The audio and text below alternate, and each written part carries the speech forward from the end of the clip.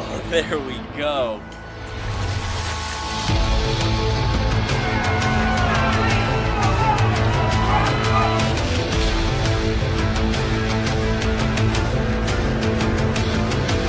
Oh my gosh, this is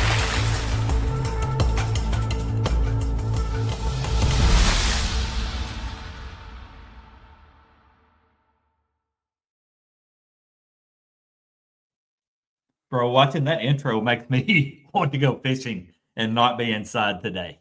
But here I am. My name's Crispin Pally. I work at GSM Outdoors on the fishing side of our business. And I want to welcome you to this episode of the Think Outside podcast brought to you by Baits.com. We started doing this year. It's a lot of fun. Gives us an opportunity to, talk fishing tips, techniques, all new products, that kind of stuff with some of the hottest anglers on the planet. And today is no exception. Today, the young man who is our guest is a guy that I have just come to love. I've enjoyed getting to know him. He's been with us for 3 or 4 years, almost since we started, probably in the fishing industry at GSM, and it's just a pleasure to be around. I'm going to brag on him a little bit before I bring him on, but today's guest is Tucker Smith. We've done some podcasts with him in the past because he keeps winning stuff, right? He won an Elite Series event, won Rookie of the Year on the Elite Series, and just this past weekend, he won the Ultimate Angler Championship in 500K on Lake Gunnersville. But let me tell you the thing about Tucker, and I am not going to spend a lot of time here. I am an old dude in this sport, in this industry. My career spans 25, 26 years. There is a wave of young anglers, and Tucker is right at the top of it, that are just hammers. And I hear all this junk from time to time. They're scopers. They can't catch them without this. Can't catch them without that. Well, guess what? They can. These guys, I'm sick of it. I think it's a played out argument, and I'm not even going to talk about it when he's on here, but I wanted to at least address it on the front end. Man, what more proof do you need? Guy went out and beat a loaded field full of hammers on a lake that's really good, that you can catch them a bunch of different ways, and no forward-facing sonar allowed. And here's the other thing about Tucker that I love. I don't know anybody else in my career, and I've known all the greats, right? I've just been blessed to have this opportunity in this industry to know almost every single legendary bass fisherman for the last 30 years. And Tucker's probably had as much success, if not more, than any of them at a faster rate, at a younger age. And he is absolutely the same kid that I met 3 or 4 years ago. He's humble, he's hungry, he's thankful, and I am just incredibly proud that he is with us, and is with us for several brands. We'll get into that in a minute, but without further ado, let me bring Tucker in and let you guys hear from who you really came to hear from today. What's up, Tucker? How you doing, brother? What's up? Thank you guys for having me. Thank you for that intro. Yeah, no, you weren't supposed to hear all that. I didn't know you could hear me, man. I was trying to brag on you. I would have done it if you were sitting right beside me. But with that being said, thank you for making time. I know you're busy. I know every time I open my phone or look at a fishing media, you're right in the middle of it right now. So I know you're going crazy, running in circles, returning calls and doing interviews and podcasts and all that good stuff. So, man, thanks for making time. We've already done a couple podcasts with you this year for good reason. You've earned the spotlight, you've earned the camera time, and people want to hear who is Tucker, why is he doing so good, and how's he doing so good. So we've done that with you a couple times, but man, we'd be wild not to do one following this latest win, which, man, I am a fan of the sport. I am a fan of pro fishing. I was fishing tournaments before you were born, which makes me old, but I love this sport. I love this game. And in my opinion, this tournament that you won this past weekend embodies so much of what I love about it. It was kind of a nonpartisan. It doesn't matter what tour you fish, right? Like we're all going to go to a great lake. We've all got this really defined set of rules, which essentially just took forward-facing sonar out. If I'm not mistaken, that was kind of the big kind of caveat to the tournament. But here we are, no excuses, level playing field, go get them, and you came out the victor. So I followed it. I was traveling actually, but tell me a little bit. How many? It was on Lake Guntersville. Did you just move there recently? Yeah, so I appreciate it. Yeah, I mean, unbelievable week. I just moved to Guntersville about, I would say, a little bit over a year ago. Okay. So I've lived out here for a little bit, and man, it's an awesome place to live. It's hard because I can't talk to anybody about the lake with the no information rule for next year on the Elite Series, but man, it's awesome. Just the community is all revolved around fishing. I try to brag on it as much as I can, but not too much because I don't want everybody else moving out here. What's funny is I'm a diehard Tennessee Vol. If you know me, you know that about me. Yep. And I've told my wife on several occasions I could live in Guntersville, Alabama. I could. I agree with you. It's a wonderful community, an incredible fishery. Everything. It's like a mecca for bass fishing, and it's just a great town. It is. I would just really stand out with all my Tennessee orange stuff down there. But you guys are pretty divided with Auburn, Alabama too. So I guess I would just fit in. But yeah, you would. It's definitely Auburn, Alabama. Is definitely, you've got one side or the other out here, and if you're on one side, there's gonna be some people that like you. There's gonna be some people that don't like you as much, but. No, man, I've been blessed to live out here, and it's always been one of my favorite lakes. Definitely my favorite lake now. Over the last couple of years that I fished it, and yeah, just surrounded by fishermen, like you were saying, and it's just the mecca. It's easy to travel different places. You got all kinds of different styles of fishing you can do and catch big ones. So I really like it. But yeah, man, unbelievable past week to be able to win a tournament of that caliber, especially without the forward-facing sonar. I think it proved a lot for the younger generation. Absolutely, it did. So let's back up and let's talk about the tournament itself. So it was actually thrown together pretty quick, if I understand, right? Like it was maybe earlier this year or maybe late last year when I first started hearing about it. I don't remember. But basically, and I'm going to ask you to fill in the gaps because I don't know. I think you had to maybe buy a membership or pay something to have an opportunity to qualify for the tournament. What is that? Is that correct?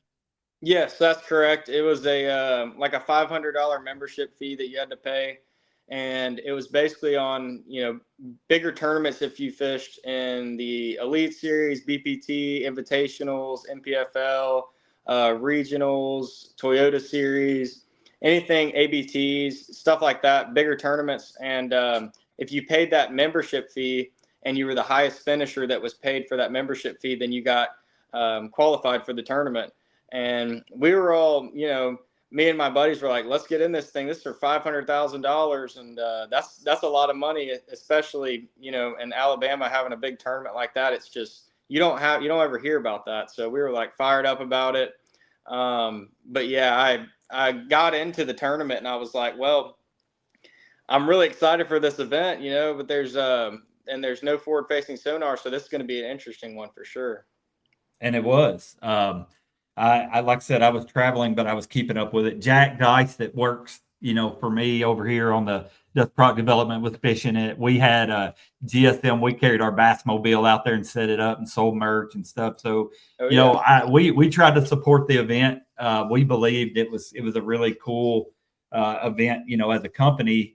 Do you know anybody that paid a membership that didn't qualify? I'm trying to think. That would kind of suck. Just throw $500 that would not be good. Not off the top of my head, but the cool thing was about the tournament too that I want to throw in there is you don't ever really see everybody in the same room like that. You had all different trails, all different ages, all different guys, hammers. Every single person in there was a hammer. And just being around that caliber of anglers and looking around and seeing all these guys you've looked up to and all being in the same room, it was like really mind blowing. Like all these guys are sticks. And it was just cool to get all together with all of them. It was a true Super Bowl in my opinion, right? Like it, I mean, no discredit to the Bassmaster Classic, which I grew up. I've been to 30 of them. I mean, no discredit to that. No discredit to Red Crest. They've made a lot of money for people, for anglers, and promoted the sport well. But this is a true melting pot from all tours, all different levels. And you know, there's some guys that qualified that were local hammers. There were guys that came a long way to fish for 500,000 who are hammers in their respective trail, you know. So yeah, it was super cool event. So it was how many days? What was the format? It was 3 days. Best 5 fish combined for 3 days, and yeah, I was a 3 and day cut, right? They cut from I think the first day all anglers, and the second day was all anglers, and the final day I think was 50. So they cut down to 50 the final day. How many boats were there total when you say all anglers? There was around 200. Okay, which Gunnersville can handle that. That's not terrible there. So first day, well, let's do this. Let's. I mean, once again, you won it. I think Fork on the elites this year. Is that right? Yes, sir. And then you won Rookie of the Year, which is incredible. Like that is a career-making season, but this is like 1,000% the icing on the cake, right? And so we want to just focus on this Ultimate Angler Championship today. And in doing so, I want you to talk about like maybe your prep, maybe what you went into the tournament thinking. If I understand this right, I can't talk about Gunnersville, but you can. Is that correct? That's right. All right, so we're going to be above board. I'm never going to put you in a spot. Not that I have a ton to offer, but I want you to be able to talk about it. I'm just going to ask questions. Sweet. So let's talk about kind of your prep leading up to it, kind of the game plan you went in with, how practice went, and then we'll run through, you know, days 1, 2, 3, and I mean, you can be as detailed or as generic as you want. I just want to give a picture of how it started, how it ended. Yeah, for sure. So going into the tournament, I was really pumped up to just get out there and fish for you know, that kind of money against everybody. And I went into it not really. I mean, I fished out there plenty of times without forward-facing sonar. You know, frogging, flipping, doing whatever, turning it off, and fishing that way. But I had never really had it taken off my boat in the last few years, which was really interesting to me because I actually took the graph off the boat and took the transducer off, which was. So did you do that? Could you practice with it or no? No, we could not practice with it as well. Okay. So we had 2 days of practice, official practice, and we could not use it during practice as well. And yeah, I ended up spending a lot of my time side scanning, looking for stuff, looking for a lot of different areas, looking for schools of fish, looking for hard cover, rock piles, hard bottom areas where fish were grouping up. And I spent a lot of my time doing that. And actually the 2 days of official practice, I found 3 of the best places that I'd probably 3 of the best places I've ever found on the lake. That's awesome. And yeah, so I found one really special place during that 2 days of practice that was probably the best place I've ever found on the lake. And it was unbelievable. It was actually a little rock pile that I ended up finding that it was actually had, I would say it was probably about the size of a truck, but it had 2 really big rocks right in the middle of it. And I figured out, that's the thing, I don't know if I would have figured this out if I'd had forward-facing sonar in the tournament, because I was actually having to pick apart that rock pile without looking at it and just really, you know, kind of casting around, feeling every little rock, feeling everything. I finally found the right cast where there was this really big rock. I could feel my jig come up over the rock. And every time I would get up over that rock and let that jig fall, I would just get thumped. And that rock was the stickiest rock that I've ever fished. I would say 95% of the time I would break off a jig. I think I lost probably 30 to 35 jigs on this one rock. Oh my But if I gosh. but if I could hop it up over that rock, I was basically stroking the jig up over that rock. And if I could get it over that rock and let it fall down behind that next rock, I could get a big bite usually. And it When was you say just, big rock, give me an idea. Like there's one or two bigger rocks on this little yeah. rock pile. How high are you having to pull your jig up over it? I mean, they were probably 3.5 feet tall. Yeah, that's a big So they rock. were pretty big. And so there was a big rock in the front and a big rock behind that big rock.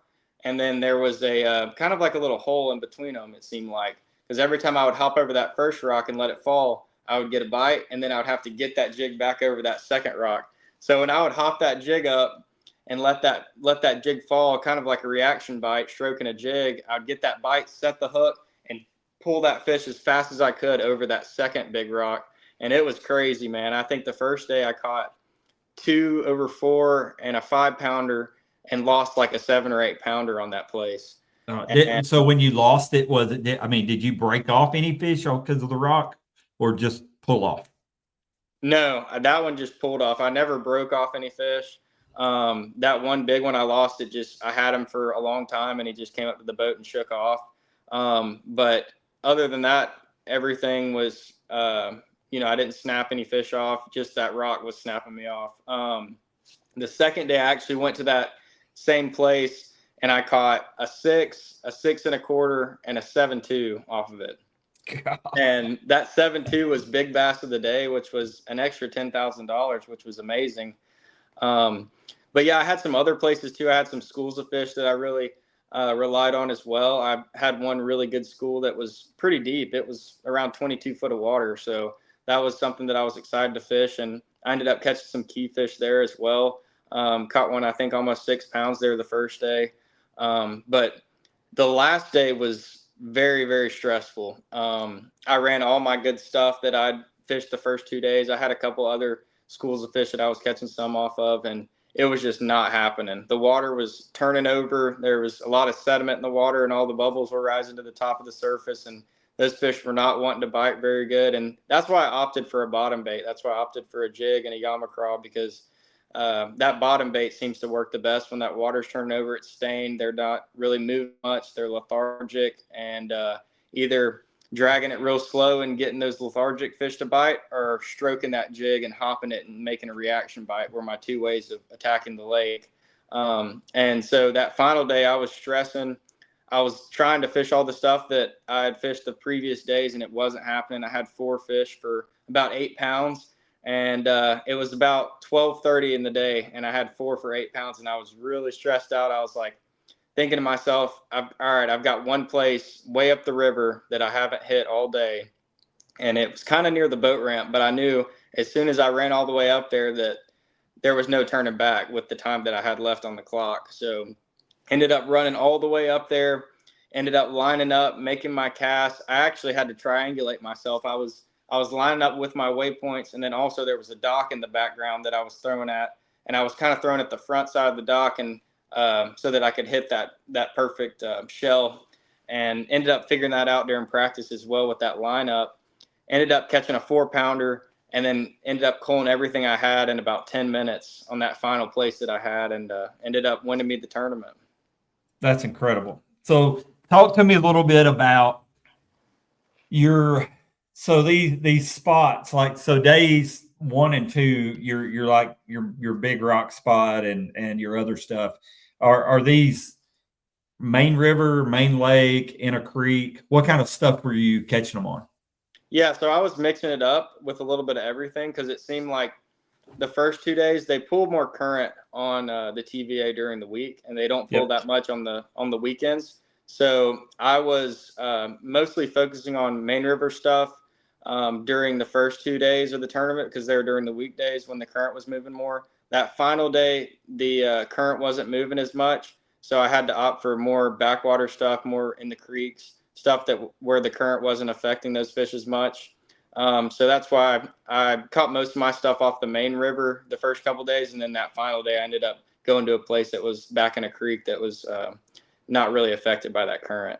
Do you feel like, I'm asking this as a question, do you feel like that that's two kinds of fish? Like these fish eat when there's current and these fish, it doesn't matter because they're not current oriented. Do you feel like that's a thing? For sure, definitely. Yeah, I think those fish that are more related to the backs of those creeks and stuff like that, more of those resident fish, I think they're not affected as much by the current. Those fish on the river, they're really looking for, those current breaks, those hard bottom areas where they can set up and wait for those shad to get pushed to them with the current. So I think they definitely set up differently depending on the river and in the creeks.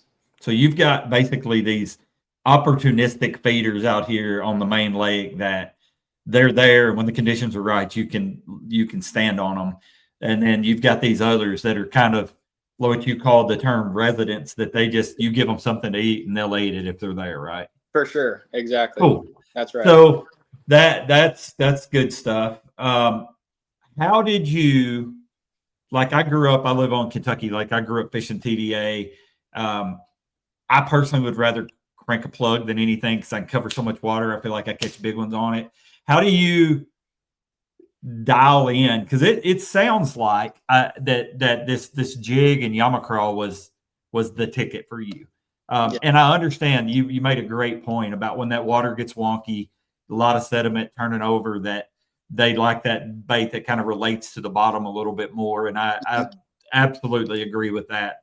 But how did you come to this is the bait, this is the color, this is the size, this is the trailer? Like, give me a little bit of insight into your head, how you landed there. Yeah, so I chose a 3/4 ounce Picasso jig, football jig, and I ended up putting that 3-inch Yama Craw. I was throwing a green pumpkin color, just something natural. And jig and trailer, both green pumpkin? Yes. I was mixing it up between like a green pumpkin with a little bit of orange in it, and then also like a lighter green pumpkin color. But I was mainly throwing that heavier jig because of a reaction bite. That's the biggest thing, especially with these pressured fish. You want something to make those fish react. I wanted to always be in contact with the bottom. Ripping it out of the grass is a big deal, popping that jig up out of the grass, letting it fall. And then just a confidence bait for me. Man, I've been throwing a jig my whole life, and a jig is just something that I've got so much confidence in. It's one of my favorite baits to throw, one of my favorite bites to get and feel, just dragging that jig and you just feel your line go slack and a thunk, and then you just reel down and jack them. It's one of the most fun bites you can do. And also the landing percentage on a jig is a lot better than a treble hook bait. And that's why I opted for that thing a lot more than, let's say, a crankbait or a jerk bait or something like that, because you hook that fish on a jig and most of the time it's coming to the boat, and you're not going to lose them as much. I did lose one big one the first day, but that's the only fish that I lost, I think, that really would have helped me. You get around enough big ones, you're going to lose one. I mean, that's just the law of averages, right? And for sure. So let me ask you a couple of questions about the Picasso jig. Not one of our brands, but we want to be above board. We want to tell the whole truth and nothing but the truth. Tell me about the jig. You said it's 3/4 shades of green pumpkin. Is it a medium wire, light wire, heavy wire? Is it a round bend or EWG? Is it a hand tied skirt or a colored skirt? Like, tell me a little bit about the jig.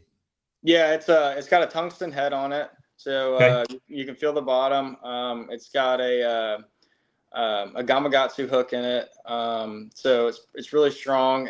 I think it has the one I was throwing, I think, had a 4/0 hook in it, which I was matching with that 3-inch Yama Craw. And the thing about that Yama Craw too is it's got so much kick in it, even at slow speeds, and that's really important when you're dragging it super slow like that. You want something that's got some action when you're moving it very slow like that, and especially with a smaller jig like that. I was throwing that jig's it's kind of small, so I was trying to match that compact, small profile of a small crawfish or brim. I think you just get more bites that way instead of throwing a big, bulky presentation. I was trying to throw a smaller, compact presentation where I could get as many bites as I could and catch as many big ones as I could. But yeah, and I was just either hopping that thing or dragging it super slow. When I would hop it, I would almost stroke that jig, pop it up a few times and let it fall. And that Yama Craw would just be kicking right behind that jig, and I think that would attract a lot of big bites as well, especially on that rock when that jig's falling. That secondary action with that craw definitely triggered some big ones. We designed the Yama Craw like I think a year or two after we acquired the brand. And once again, growing up on Kentucky Lake, I'm an old football jig dragger. I've drug a jig and a craw 1,000 miles across the bottom, and the thing I love about that Yama Craw is two things that we tried to address with it. One, we made the body a little thicker so it holds on a keeper really good and it's meaty. What stinks is every time you set the hook or jerk it out of grass or, stroke it and one nips at it, it just tears the body apart. Especially if I like a more aggressive keeper on a jig, because I don't want to be fooling with that trailer all the time. So that's one of the cool things about it. And then number two, it doesn't just have claws with action. We actually the formula we use is that mega floater. So you can, one of the things that's often overlooked unless you're real dialed on a jig, on a conventional craw, even one that's got flappers and flanges and all that stuff, if you drag it super slow, you still may not get great action because the claws don't float and they're down on the bottom. Yeah. But with that Yama Craw, even the little 3-incher, you barely move it because the claws float. They're up off the bottom, and you get that activation. And Exactly. So you went 3-inch over 4-inch just simply to be compact. For sure. Yep. I like that smaller presentation. I always have. And yeah, I just feel like you can get it through that grass easier with that smaller profile. You can, get more bites. I feel like it's easier for the fish to swallow it. They bite it and it's most of the time in their throat or right in the top of their mouth when they can, just a smaller presentation. What like when you're throwing a 3/4 ounce football jig, heavy, medium heavy, what size line, fluoro, tell me a little bit about your setup. Yeah, I was throwing a 7.5 heavy Shimano rod, and I was also throwing an 8-speed reel. That's the big thing, especially when you're dragging and ripping that jig up. A lot of times those fish bite that jig on the fall, so you want to pick up as much slack as you can to set that hook. So you want to throw a fast gear ratio reel. I was throwing 20-pound fluorocarbon just because I was throwing some around some heavy cover, around some thick stuff. Didn't want to snap off those fish. I was boat flipping a lot of them too. So I was just throwing that heavy line so I didn't have to retie, and it didn't seem like they really cared about line size. Could you guys use, I mean, it's inconsequential, but could you guys use a net? Yeah, we could use the net, but I don't think I own a net actually. I don't know where it's at. Right. And it too, man, a lot of times, if you've got a fish on a single hook, it seems like the best thing you do is get him in the boat, and the net, you're sometimes monkeying around with them, and that's when they kind of spit your jig at the boat. So yeah, for sure. Man, I'm trying to think if there's anything else. So,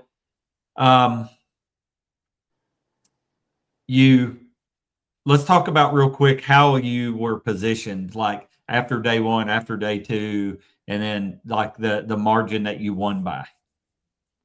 Yeah, so the first day I had 25-2. I think I was in third place after the first day, and I was pumped up. I was pumped up for sure because I had caught a big bag, and I was expecting to catch some fish, but I wasn't expecting to catch fish of that caliber, and that was what really pumped me up.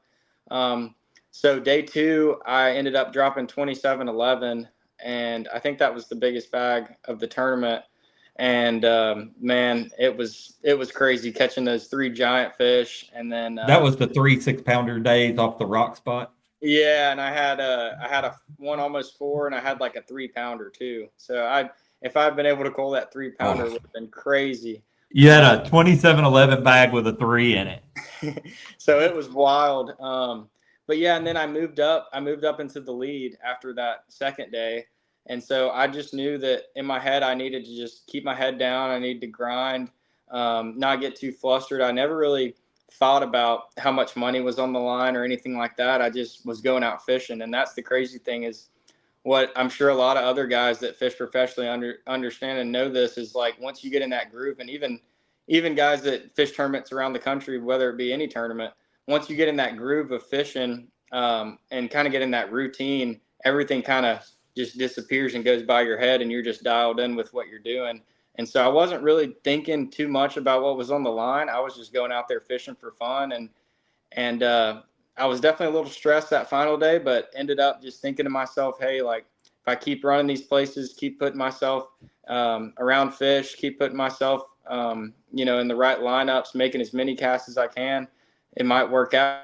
It ended up working out for me. So going into day 3, you were in the lead by how much? I think day 3, I was leading by 6 pounds. Which is one bite there, right? Like, Yeah. So I wasn't comfortable. Yeah, no, that's not comfortable at all. And then especially at noon to have 4 for 8.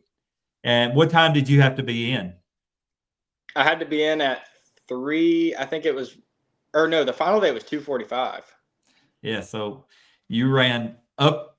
You said towards the ramp. So Yeah, you guys out of Goose Pond. We were. Okay. So I'm assuming you were on the lower end, ran up towards Goose Pond there, and only had a couple hours. Only had a couple hours to make it happen. I knew that it was a time crunch, and I knew that I had a couple places that I wanted to try to check, and I had one in particular that I ended up pulling up on, that one place, and ended up culling everything I had and culled up to about 18 something pounds. And yeah, it was relieving because I knew that the other guys had to catch, I think it would have been like 23 pounds or 24 pounds to beat me, and I knew it was possible on a lake like this. Anything's possible. So I was definitely, it was a relief though after catching that. I guarantee it. They had to catch them. Yeah, you can't feel good on Gunnersville knowing that somebody's just got to catch 23 or 24 pounds because it happens every day there, right? Like, yeah, exactly. So you win the deal, you win big bass for a day. Man, that's when I first met you, it was not long after you had just I think who'd you fish? Was it Logan when you guys won that other deal? Yes, sir. Logan Parks. And that was, what was the purse there? It was like $1 million or something, right? It was $1 million and 2 trucks and 2 boats. Dude, I can tell you this. I if there is a tournament that pays like way more than all the normal ones, then you're in it. I'm betting on you, bro. Like you're proven, there's no denying you're proven that you're money in those situations. So, well, man, that's it. I just wanted to run through it, man. That's noteworthy. That's a gigantic event. It'll pay more than any other event in the last year or the coming year, I suppose, unless they do it again, which I hope they do. Have you heard they plan on doing it again? I'm not sure. I've heard some rumors that they are going to. I hope some other states follow in the same footsteps and do it as well.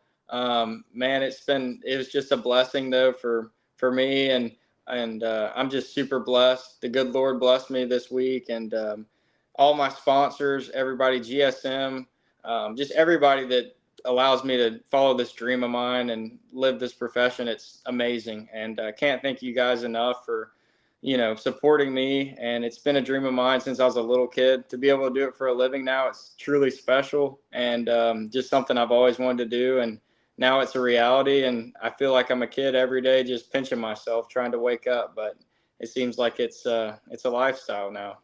Well, you've earned it. Your results speak for themselves, and man, I can't be anymore. I text you. I feel like I text you every month and go, "Hey, man, I text you this every month, but congratulations!"